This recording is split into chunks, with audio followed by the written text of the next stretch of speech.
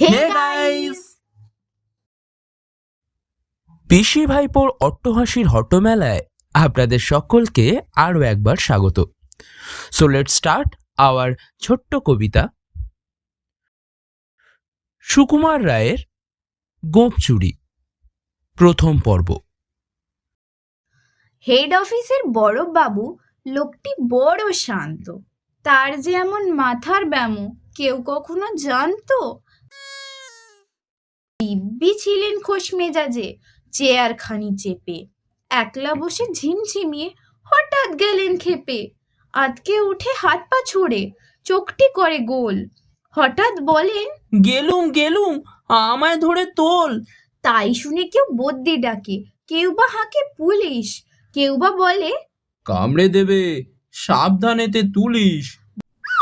ব্যস্ত সবাই এদিক ওদিক করছে ঘোরাঘুরি। বাবু হাঁকেন, ওরে আমার গোঁফ গিয়েছে চুরি।